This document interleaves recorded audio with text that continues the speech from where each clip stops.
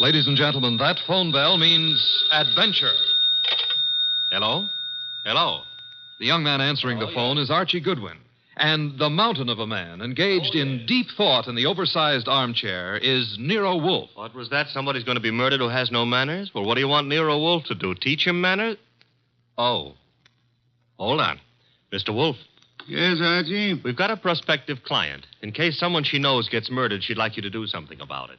Very well. However, advise her. Yes? Not to get murdered herself. I never take a corpse for a client.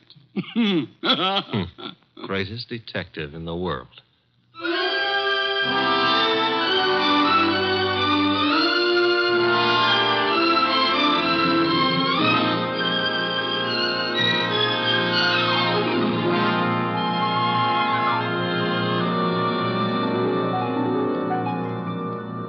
Yes, Archie is so right.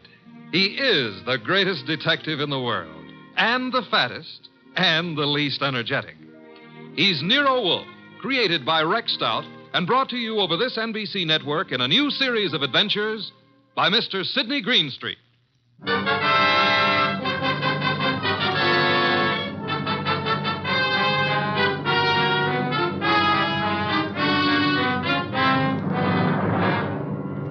Tonight, it's the case of the impolite corpse. It began on a certain night at 8:40 when Walter Channing, an advertising executive, was dictating in his office to his charming secretary, Brenda Barkley. Brenda, take a memo. Yes, Mr. Channing. This is to be mimeographed and sent to the entire staff. The entire staff, yes, sir. Notice, effective at once, 1 hour lunch periods will be strictly enforced. Employees will post time of departure and time of return. Yes, what is it? Mr. Channing. Bennett, I'm busy. Well, I've got to see you, Mr. Channing. About this afternoon. This afternoon was unfortunate, Bennett, but it happened. I lost my temper. I'm sorry. So am I. Mr. Channing, I've been with the firm 14 years, and because a man blows up once in 14 years... Mr. Channing's office. Oh, you've got to reconsider. That's all, Mr. Channing. I never reconsider, Bennett. It's your wife. But, Mr. Channing... That will be all, Bennett. It won't be all. You can't wipe out 14 years of a man's life. Even you can't do that, Channing. It's Mrs. Channing on the phone. Oh. Hello? You're where? That's in this building. Since when has Dr. Ellis kept evening office hours? I told you there's nothing wrong with you. No, I can't. I don't know when I'll be through. And I don't want you hanging around up here. Well, take a cab or walk. I don't care what you do. What? I can't understand you. What? Goodbye, Doris. Where was I? Walter. Yes? You are going to reconsider about Tom Bennett, aren't you? Bennett was insolent this afternoon. I won't tolerate insolence. Yes? Shine, Mr. Channing? Shine? No. What's he doing down here this time of night? Half the staff's working overtime. Kelly's an enterprising shoeshine boy. Might have missed someone on his rounds this afternoon. Walter, about Tom Bennett. Forget Bennett. Look, you upset the inkwell. Oh. Quick, blot the stuff. Yes, of course. Did any spill on you? Spot at my trouser cuff. Lucky you didn't get on the carpet. Walter, about Tom Bennett. I told you to forget Bennett. All right, Walter, all right. Though maybe you shouldn't. Maybe you'd be better off to use him as a model. A model? If he knows he's not wanted around here, he'll have the self-respect to get out. Meaning? Well, you've known for a long time you're not wanted. And you're still here. How you'd like to fire me. Denying that would be silly. I've been with this firm 15 years in January. Employees get a bonus of stock shares after 15 years' service. That's what I'm waiting for, and you know it. Suppose we get back to that memorandum. You'd like to get me out before I collect those shares, wouldn't you? I said let's get on with the memo. You'd be petty enough to do it, too, if you knew how. There may be a way. There isn't, and you know it. I'm too careful. You can't fire me without cause, and I've given you no cause, Walter. Nothing you can possibly dictate one of your vicious little memorandums about. Don't try my patience too far, Brenda. Walter, what? This can't be us talking like this, you and me hating each other. I find it remarkable there ever was anything between us except hate. Walter. I mean it. Look at you. You were flashy when I met you. You're getting flashier. That means cheaper, Brenda. Stop it. Too much lipstick? Too much rouge? Hair too bright? Dress too tight? You're trying too hard, Brenda. You're labeling yourself like a sound wagon. I wonder what it is that stops me from killing you. Cowardice, of course. Now, when you've stopped sniveling, we'll get on with a memorandum. You ready? Yes, I'm ready. Notice. In the interest of economy and efficiency, junior executives will confer in the conference room, not in private offices. Mid-afternoon coffee and personal phone calls and daily shoe shines will be eliminated.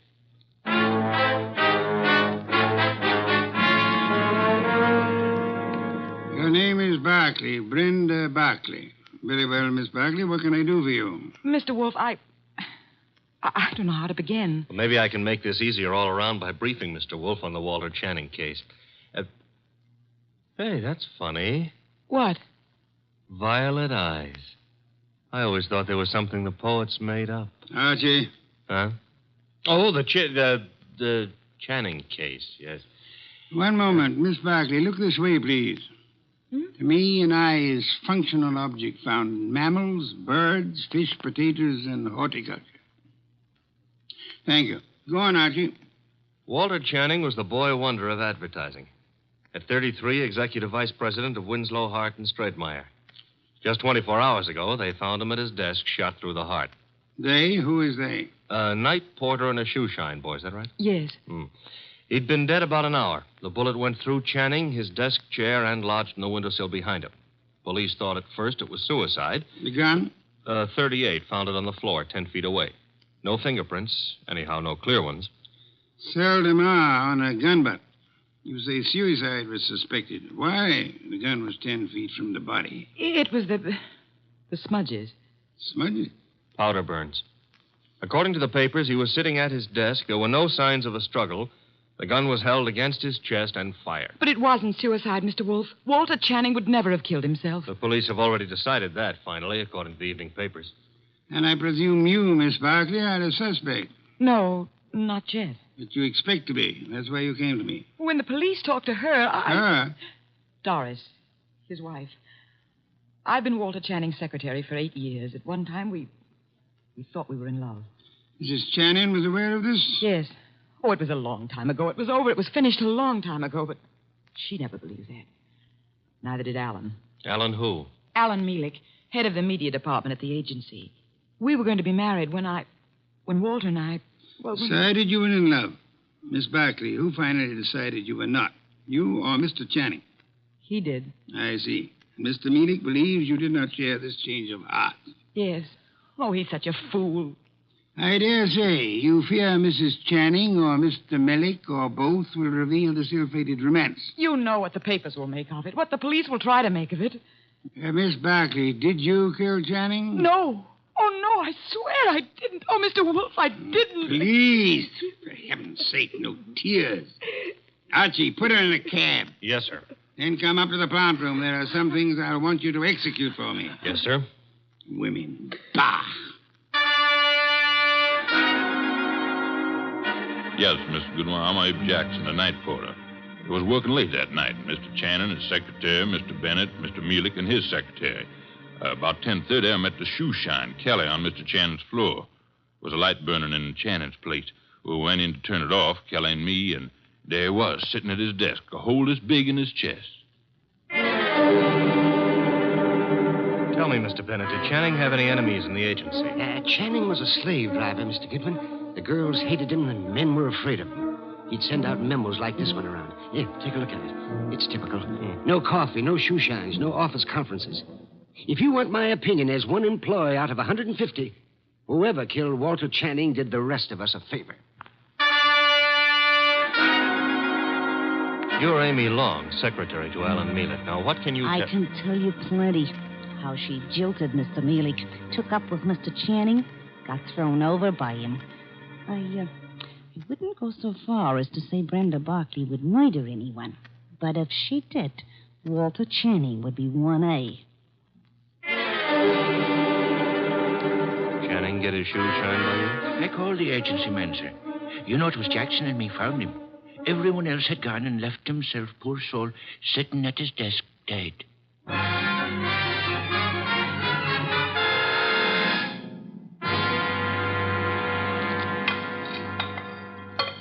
This specimen, the monogamous train orchid. Beautiful, isn't it, Mrs. Channing?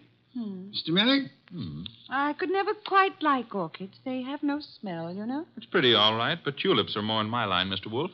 Tulips, Mr. Millick? I had a stand of emperors this spring. Emperors, come in, Archie. Emperors, Mr. Millick? That's the name of a tulip, Mr. Wolf. A peasant flower. I've heard of it, of course. Archie, Mrs. Channing, Mr. Millick, my assistant, Mr. Goodwin. Mr. Goodwin. I didn't know you had company. Mr. Wolf asked us here to explain why Brenda Barkley is worried. And you have both agreed to respect her position. Brenda ought to know I'd never tell the police anything to get her into trouble. Phooey. Sir? He said phooey, Mr. Munich, meaning he doubts what you say and does not admit your right to say it. Archie, Mr. Millick, you say you had never intentionally informed on Miss Barkley. Certainly not. The tongue slips, sir. We would expect you to guard your. What? Do you think What that... I started to say. You asked us here because Brenda Barkley is your client. I despise Miss Barkley. Everyone knows that, and why. But I wouldn't stoop to implicating her in murder. You believe her innocent, then, Mrs. Channing? I believe she lacks the gumption to pull a trigger. Poison, I wouldn't put past her at all. Mr. Mealy, would you be kind enough to see me home? Of course, Mrs. Channing. Good day, Mr. Wolf. Good day. And Mr. Goodwin. You have, I suppose, an exhaustive report from me, Archie? 7 pages of notes. Save them and get me a bottle of beer. You're in a rosy mood. What happened? I said I would like a bottle of beer. No, you wouldn't. Archie, you better... Don't puff up about it. Those vest buttons won't stand the strain. I can't get you a bottle of beer. Why not? You ordered me to hold you to 4 a day. I rescind the order. You also ordered me not to let you rescind the order. What's the matter with you, anyhow? I have had to entertain 2 very dull people too long. Both those dull people are prime suspects. Mrs. Channing is a woman scorned. Mealick lost his girl to the guy who was killed. I can't blame her for throwing him over. Archie, the man grows tulips. What? Tulips. Phew. Well, give me a report. I checked the agency, everybody who was working down there the night of the murder. Also, I dropped in on Inspector Kramer at homicide. Also, I visited the morgue. Why the morgue? Because if I hadn't, you'd have said, why not the morgue? Go on. I drew a blank there. Kramer let me look at the clothes Channing was wearing. There was an ink stain on the left trouser cuff. An ink stain? And a hole through his shirt front with plenty of powder smudge like the paper said. He was shot with a .38 at point-blank range, sitting down. An impolite corpse.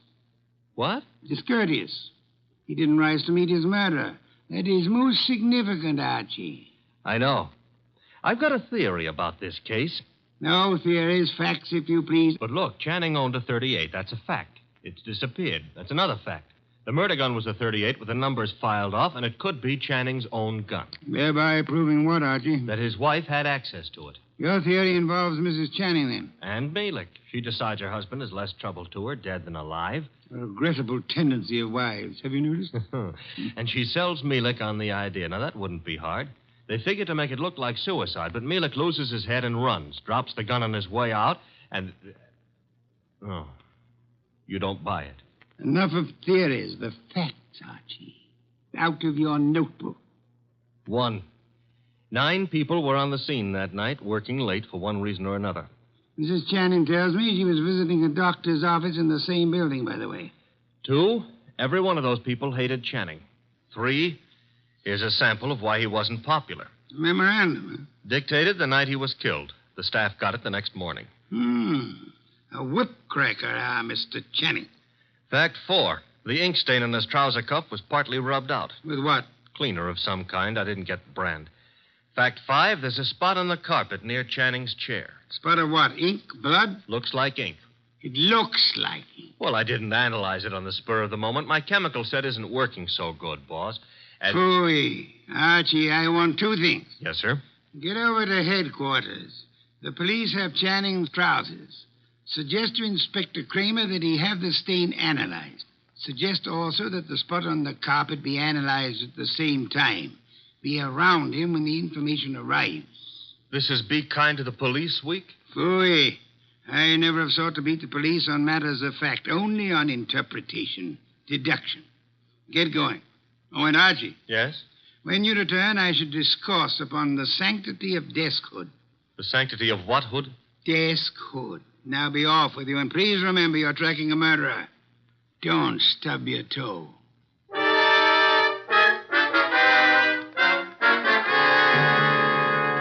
Goodwin, the thing on the carpet was a dye of some kind.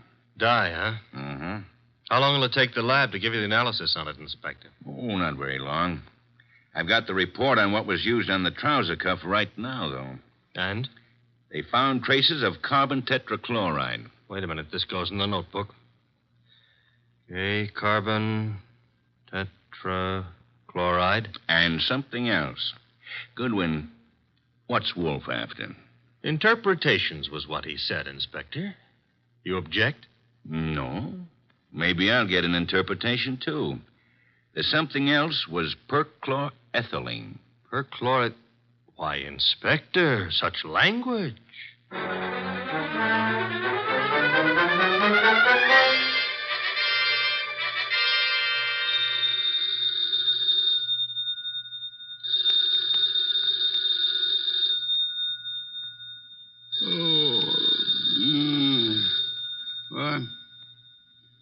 What? Archie. The phone. Oh, not back yet. Hello? Mr. Wolf? Yes? This is Brenda Barkley. Oh, Mr. Wolf. What is it, Miss Barkley? You've got to come to Mr. Channing's office right away, Mr. Wolf. Mr. Goodwin has been to your office. Everything I need to know. You've got to come, Mr. Wolf. Nonsense. I don't go out. My digestion disapproves of it. I disapprove of it. But, Mr. Goodwin, he's in danger. What's that? Terrible danger. He needs you here at once. Archie, danger? Let me talk to him. Please come. Hurry. What's happened? Hello. Sparkly. Fritz, get out of the car. Bring me my wool muffler and worsted vest. See if you can find my galoshes. Confound it, I've got to go out.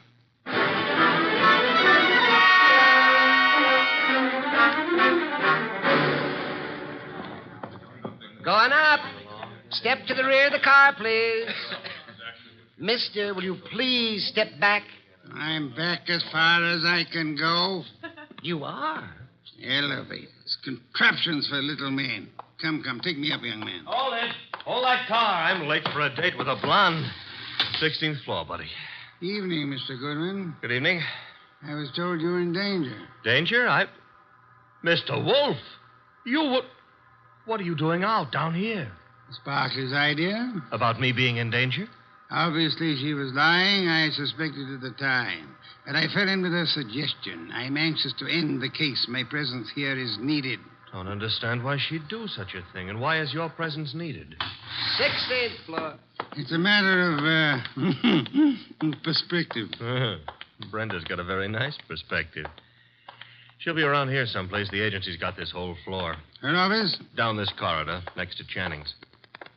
Well, Kramer came through on those reports from the lab. That smudge on the carpet wasn't ink. It was a dye. Powdered aniline.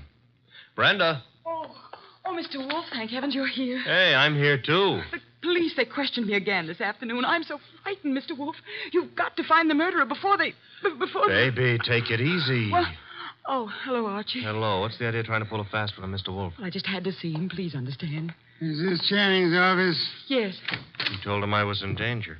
At last, the place to sit down. Well, I had to tell him something to get him down here. He's not happy. You comfortable there, sir? Miss Barkley, come here. Mr. Wolf, I can explain. I thought if you were here, where it happened, I mean, if you could see for yourself, then you'd Young woman, there are many things I'd like to say to you. Oh, now, wait a minute. She was scared, boss. However, I am too short of breath to do them justice. Archie. Yes? Round up everyone concerned with this case. Right now? Including Mrs. Channing. Get them in here. Yes, sir. You help him, Miss Barkley, and close that window. Yes, Mr. Wolf. Fresh air. I've had enough today, thanks to you, to last me a lifetime. If after all that exposure, I live a lifetime.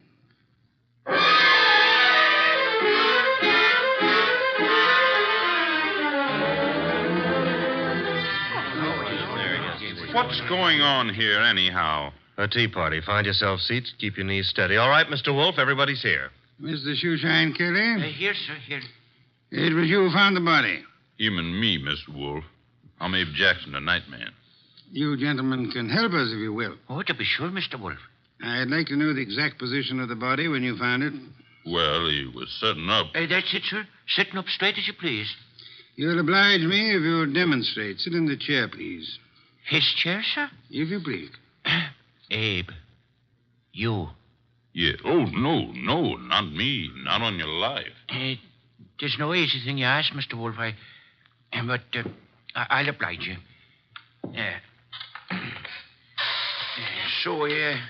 It was like this, I'd say.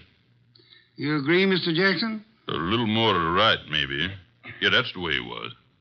Archie, Yes, sir? help me with a brief recapitulation.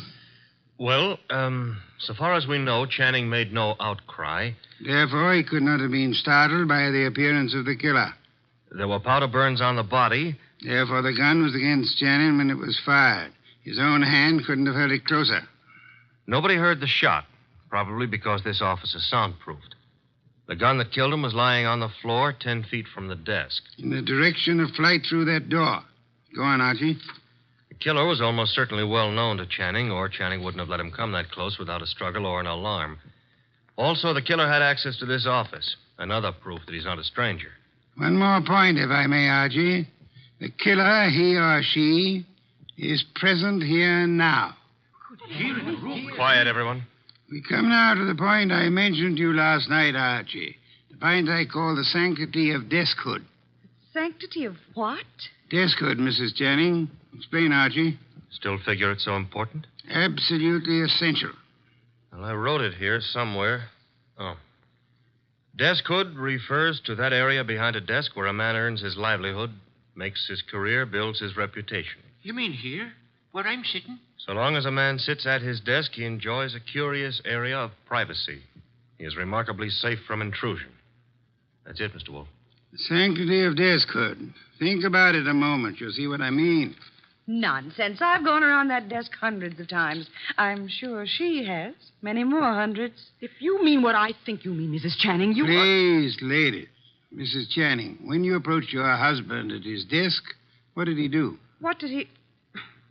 Why, he stood up and... He stood up. Sparkley, you agree? Well, yes, he'd have to stand up. At least he always did.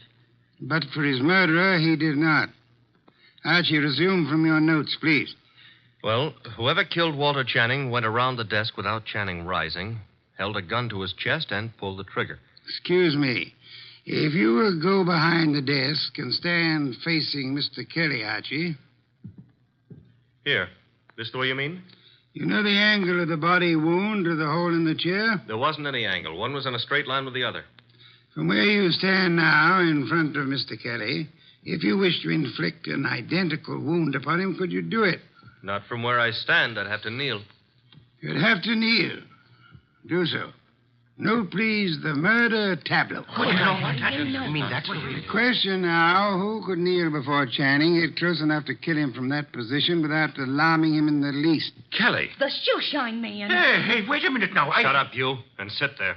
His motive is crystal clear. The memorandum. Memorandum. You have a copy, Archie? In my notebook. Ah, yes. Miss Barclay, read the part which could explain Mr. Kelly's action. No, not now. the You don't memo do that. was all over the office. Kelly must have seen Oh, it. wait a minute now. Notice effective at once. Yes, here it is.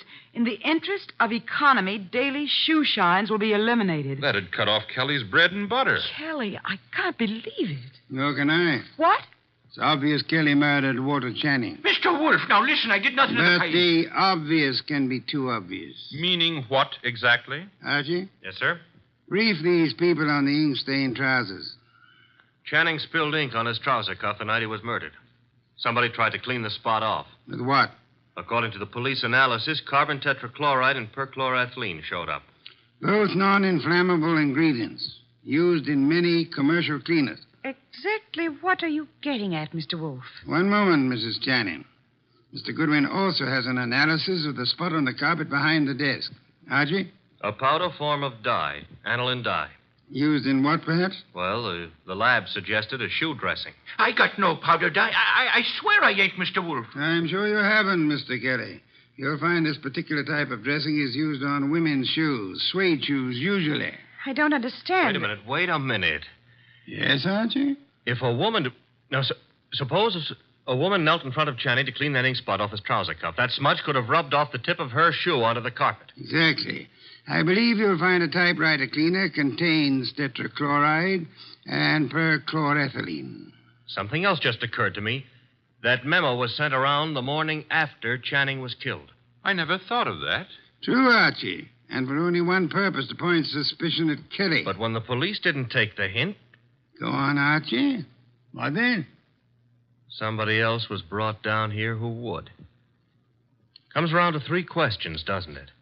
Who knew about the memo? Who had access to Channing's file where he kept his gun? And who made sure Nero Wolfe would see the evidence against Kelly? 3 questions, Archie, with one answer that spells the name of the murderess. Our own client, Brenda Barkley.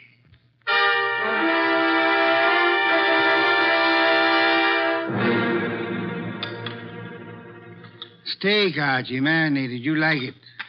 I'm not hungry. Indeed, I suggest a tonic. That reminds me. I had a call. You had? Doris Channing. She had some idea about my explaining things to her. She found my explanation insufficient? No, but she felt it lacked the personal touch. Phooey. Hand me a can of beer. However, you do have the evening off. Yes, sir. Keep out of trouble. Doris Channing is a blonde. That is, try to keep out of trouble. In the company of a blonde who wants to. Good night, sir. Good night, Archie. Good night.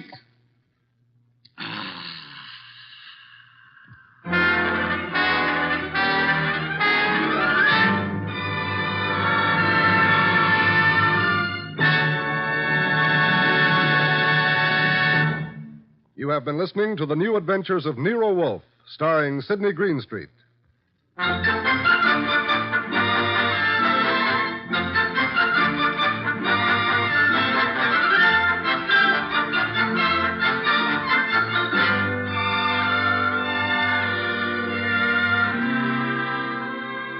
Tonight's transcribed story by William Kendall Clark was based on the characters created by Rex Stout. This is an Edwin Fadiman program produced and directed by J. Donald Wilson. In the cast were Larry Dobkin as Archie Goodwin, and Donald Morrison, Betty Lou Gerson, Bill Johnstone, Howard McNear, Mary Lansing, and Barney Phillips. Next week at this same time, Nero Wolfe and Archie will bring you the case of The Girl Who Cried Wolf. John Storm speaking.